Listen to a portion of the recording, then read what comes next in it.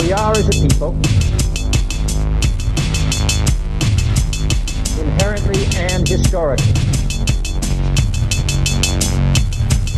opposed to secret society, opposed to secret oaths, opposed to secret proceedings, secret proceedings. No official of my administration, whether his rank is high or low,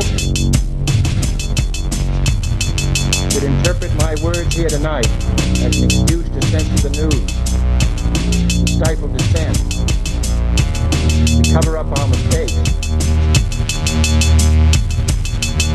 or to withhold from the press and the public the facts they deserve to know.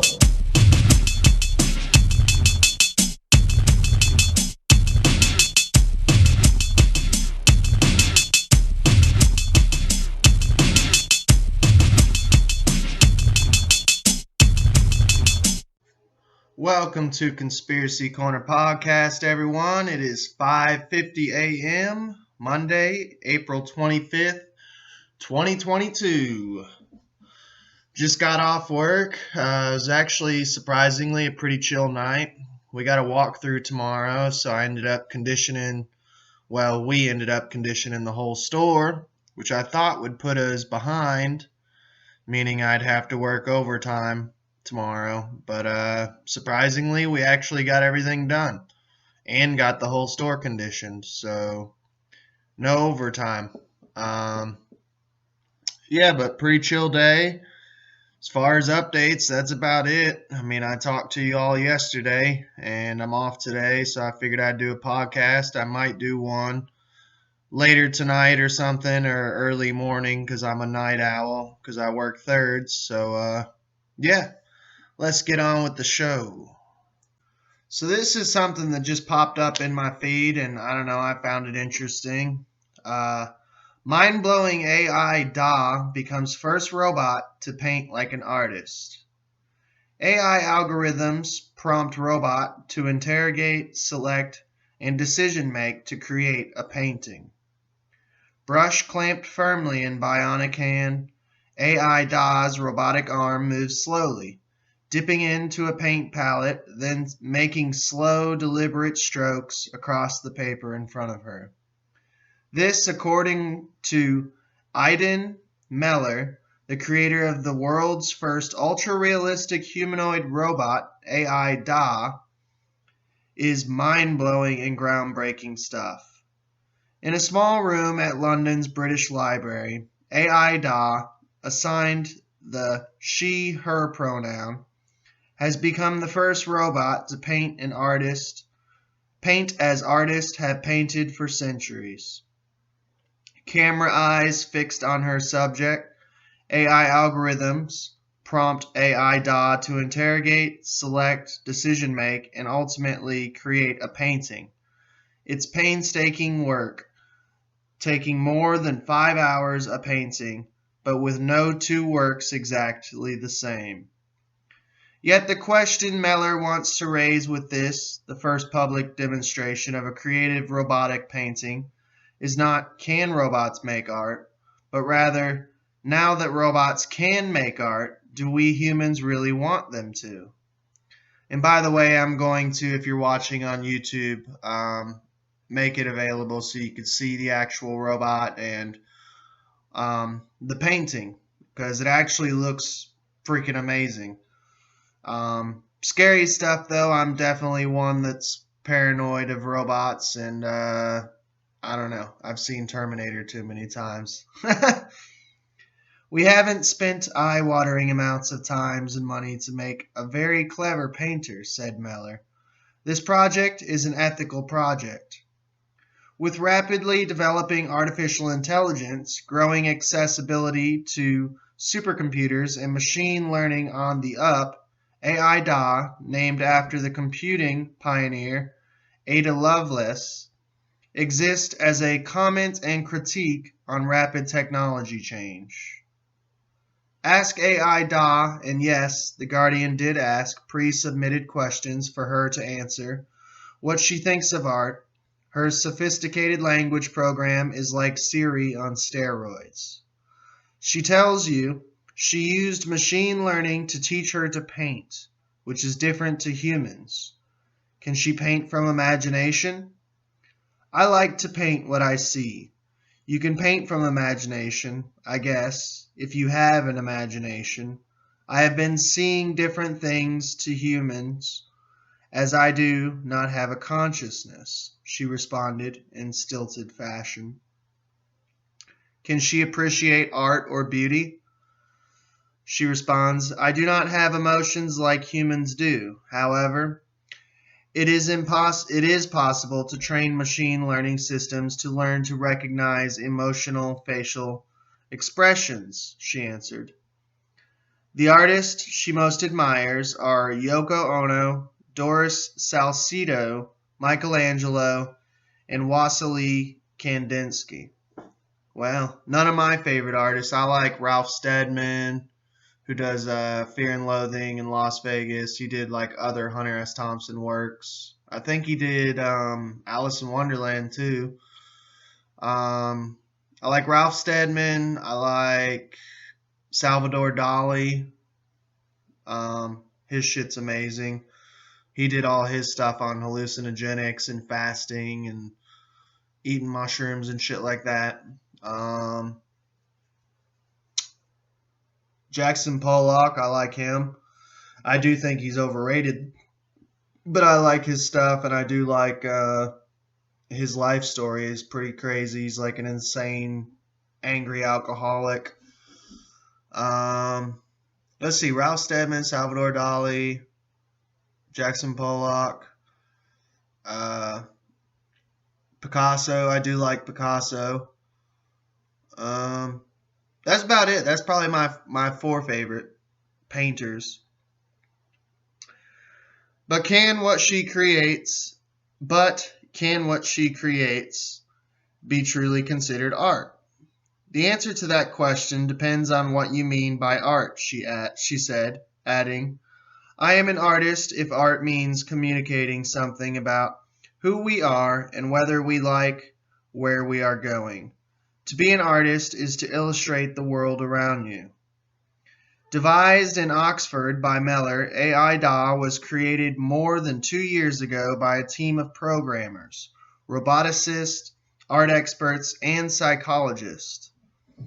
Completed in 2019 and is updated as AI technology improves. She has already demonstrated her ability to sketch and create poems.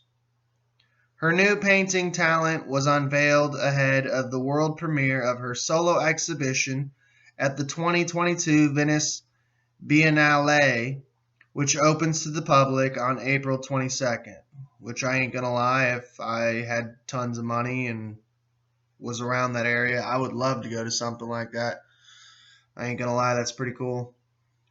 Titled Leaping into the Metaverse, AI DA Robots Venice exhibition will explore the interface between human experience and AI technology, from Alan Turing to the metaverse, and will draw on Dante's concepts of purgatory and hell to explore the future of humanity in a world where AI technologies continues to encroach on everyday human life. So that's pretty fucking dark as a theme.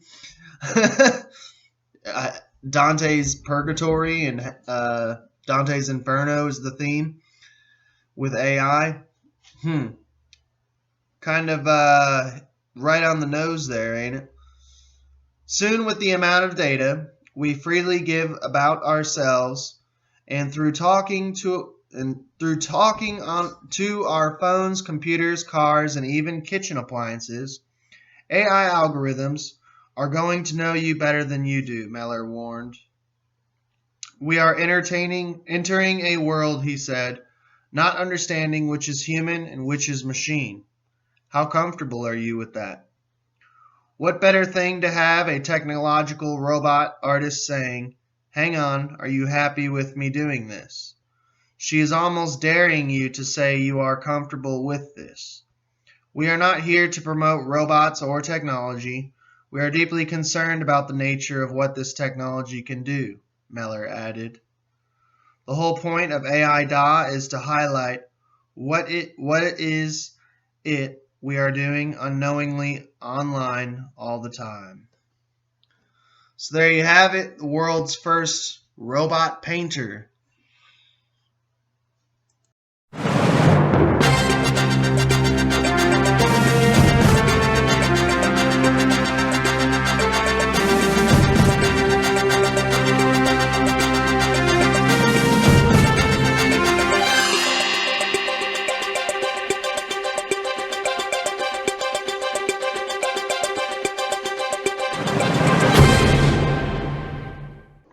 So here's some good news if you live in Philadelphia, or just good news in my opinion in general. Philadelphia to end mask mandate days after reinstating it. Philadelphia is ending its indoor mask mandate, city health officials said Thursday night, abruptly reversing course just days after people in the city had to start wearing masks again, amid a sharp increase in infections. The Board of Health voted Thursday to rescind the mandate, according to the Philadelphia Health Department, which released a statement that cited decreasing hospitalizations and a leveling of case counts. The mandate went into effect Monday. Philadelphia had ended its earlier indoor mask mandate March 2nd. The health department did not release data to back up its reversal on masking, saying more information would be provided Friday. But the acting health commissioner, Dr. Cheryl Bettigol, told the Board of Health at a public meeting Thursday night that hospitalizations had unexpectedly gone down 25% in a matter of days. We are in a situation that we really had not anticipated being in this soon. But it is good news, she said, according to a transcript of the meeting. So I'm really very happy to say it appears that we no longer need to mandate masks in Philadelphia and that we can actually move to simply a strong recommendation. Philadelphia had become the first major U.S. city to reinstate its indoor mask mandates, but faced fierce blowback as well as a legal effort to get the mandate thrown out. Few masks were worn at the Philadelphia 76ers home playoff game on Monday, even though they were required under city rules. City officials said the mandate would be lifted Friday morning. When the city announced April 11th that mandatory masking was coming back, Bettigol said it was necessary to forestall a potential new wave driven by an Omicron subvariant. She said Philadelphia had crossed the threshold of rising cases, at which the city guidelines call for people to wear masks indoors. If we fail to act now, knowing that every previous wave of infections has been followed by a wave of hospitalizations and then a wave of deaths, it will be too late for many of our residents, Bettigol said at the time. Cases and hospitalizations continue to rise at least through Monday, when the health department reported 82 patients in the hospital with the beer bug, up nearly 80% from a week earlier, with confirmed cases up 58% over that same span to 224 per day. Those numbers were still a fraction of what the city endured during the wintertime moronic surge. Bettigol told the Board of Health on Thursday night that hospitalizations had since drifted down to 65%. By the way, just for the algorithms, I am not a doctor. I am not a medical professional. This is not medical advice. The restaurant industry has pushed back against the city's reimposed mask mandates, saying workers would bear the brunt of customer anger over the new rules. Several businesses and residents filed suit in state court in Pennsylvania seeking to overturn the renewed mandate. The Board of Health vote to rescind the mandate came after board members met in private to discuss a lawsuit. Sorry, did I have to push back against the city's reimburse. Oh, never mind. They were actually against the mask mandates, the restaurants. I'm sorry, I went thinking they were pro. Excusez-moi. We were very pleased to see Philadelphia make the correct decision to rescind the mask mandate, says the plaintiff's lawyer, Thomas W. King III, who was amongst those involved in last year's successful legal challenge to the statewide mask mandate in schools. Shortly before news broke that the mandate was ending, the issue came up during Thursday night's debate between the three leading Democratic candidates seeking the party's nomination for Pennsylvania's open U.S. Senate seat. Notably, two of them, Lieutenant Governor John Fetterman and State Republican, Malcolm Kenyatta of Philadelphia, came out against the mandate. We have to move past the beer bug, said Fetterman, adding that we have to live with this V. And I don't believe going backwards with a mask mandate or with closures is appropriate. Yeah, but, that goes against the Great Reset.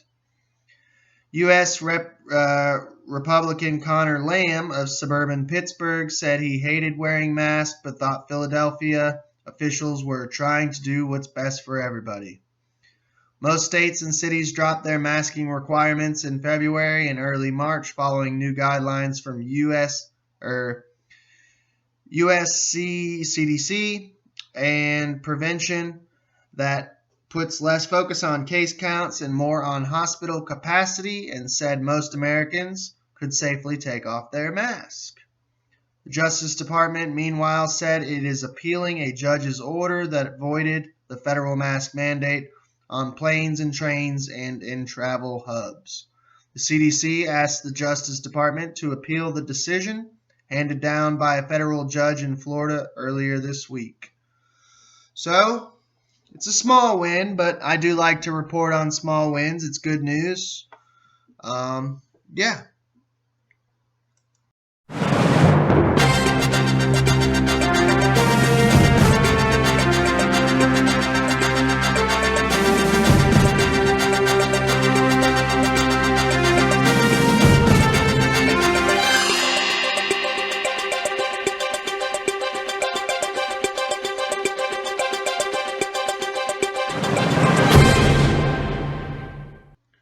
So this I found interesting. I like archaeology and stuff, and I'm a fan of Jacob Israel's channel on YouTube, so go check him out. He brought this to my attention. Also, tell him who sent you. Maybe he'll give me a shout out one of these days. But this is an ancient Hebrew curse tablet found by Katy archaeologists, could be proof of older Bible timeline. A tablet containing the words of an ancient Hebrew curse predating the Dead Sea Scrolls has been uncovered and translated by an archaeologist from Katy. The discovery, announced Thursday, could be proof that the Bible is hundreds of years older than scholars previously thought. Dr. Scott Stripling, director of the Archaeological Studies Institute at the Bible Seminary in Katy, led the team that discovered the small folded lead tablet on Mount Ebal in Israel. It reads, "Cursed, cursed, cursed, cursed by the God Yahweh. You will die cursed. Cursed you will surely die. Cursed by Yahweh. Cursed, cursed, cursed." The age of the Bible has been a subject of debate. The Dead Sea Scrolls, which I did actually 2 episodes on, so go check that out. I would leave it in the links, but sadly I'm in a new YouTube channel, and yeah. But yeah, I did a 2-part episode series on the Dead Sea Scrolls and their discovery, and it's actually pretty entertaining. So I hope you check it out. I hope you enjoy. The Dead Sea Scrolls are considered the defining artifact that determines the book's age. Those scrolls were written about 150 BC. Separately, some historians say that the Bible, including the book of Exodus, which details the Israelites' flight from Egypt, was written somewhere between 600 BC and 300 BC, during what are known as the Persian period and Hellenistic period, respectively. This take, known as the Deuteronomistic Theory, supports an argument that the Bible could be a revisionist history account written some 600 years after the Exodus actually took place. It is based on the idea that the Israelites would not have had the ability to write religious text at the time the actual Exodus occurred. The archaeological community is divided almost in half regarding the age of the Bible, Stripling said. Scholars like him believe the book of Exodus was a first-hand account written concurrent to the events in the Bible. The tablet discovered by Stripling's team was written about 1500 BC, which would be proof that the Hebrews were writing in the same stylistic and linguistic matters in which the Bible was written. We now have the name Yahweh, the biblical God of Israel, in an inscription dating from late Bronze Era II, which is earlier than many skeptics would argue that the Bible existed, or that there was even the ability to write down a sacred text, Stripling said.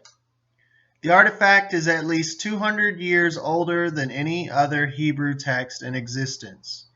The 1350 years older than the Dead Sea Scrolls. One can no longer argue with a straight face that the biblical text was not written until the Persian period or the Hellenistic period, as many higher critics have done, when here we do clearly have the ability to write the entire text at a much, much earlier date, Stripling said. The tablet is small, measuring only 2 centimeters by 2 centimeters in size.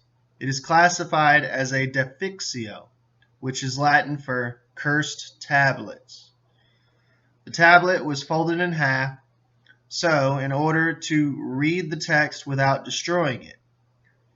Stripling formed a collaboration with 4 scientists from the Academy of Sciences of the Czech Republic and 2 epigraphers to read the text. The tablet's author would have been a highly educated male religious leader, said Dr. Gershon Galil, a professor of biblical studies from the University of Haifa. It is clear that the person who wrote this was a genius, Galil noted. He was not only a scribe, he was a theologian. He was a leader. The curse was probably directed back at the author as a reminder to himself of God's wrath should he fail to submit to the will of God, Stripling added. The author most likely used an iron stylus to scratch the words into the lead, Stripling explained, which was a common method of inscription at the time. In the oldest books of the Bible, in Job 19:24, there is a reference to inscribing with an iron pen on lead, he noted. Mount Ebal was known in the biblical books Joshua and Deuteronomy as the Mountain of Curse. So it was logical that the text would have been found on the mountain, said Galil. An academic, peer-reviewed article on the archaeological find is in process and will be published later in 2022. So there you have it, a cursed tablet. Ooh-wee.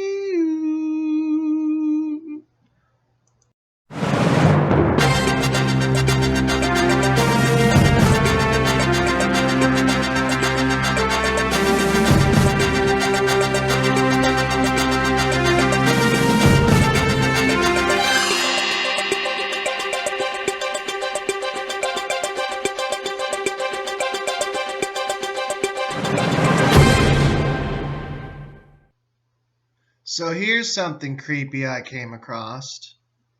A flamboyant Instagram fashion star is selling a handbag he said is made from a human spine ethically sourced from Canada. Yeah, you heard me correct. An Indonesian fashion designer is selling a handbag purportedly made out of alligator tongues and an ethically sourced human spine, which he says came from medical surplus in Canada. The item caused outrage online and has prompted Insider to find out everything possible about the item and where it might have come from. The handbag is a $5,000 one-off piece by the designer Arnold Putra, which was on sale in 2016. It is a basket-style handbag with a handle formed of what appears to be a single human spinal cord. Experts told Insider they believed it was genuine. Putra lives as a flamboyant lifestyle, full of exotic travel, luxury, and high fashion. He was name-checked by the Rich Kids of Instagram account, and in 2017 he was described by Tatler Indonesia as one of the most prolific car collectors in Indonesia. He has been pictured with fashion celebrities like Michelle Lamy, and on his profile at Arnold Putra, which was made private during the course of Insider's research for this piece. A second Instagram account, at by Arnold Putra, details his fashion line. The post includes the spine handbag, which has also been marketed for sale on some fashion sites. The at by Arnold Putra post include a description that said the bag was made of an entire child's spine who had osteoporosis. Putra told Insider this account was run by someone else and that he had contributed to it. Putra did not say, despite several inquiries, whether the spine really belonged to a child. Insider contacted 2 child osteopaths and showed them pictures of the bag. Both said it was almost certainly a real human spine, but they did not agree on whether it belonged to a child. The bag was posted to social media in 2016 on at by Arnold Putra account, and it has since appeared on Putra's at Arnold Putra travel account and on the website and social media of the UK distributor, The Unconventional. And for a long time, nobody paid much attention. But then on March 23rd, an attentive 19-year-old student and curator named Maxim posted a screenshot from at by Arnold Putra to his Twitter account at Kubisabi.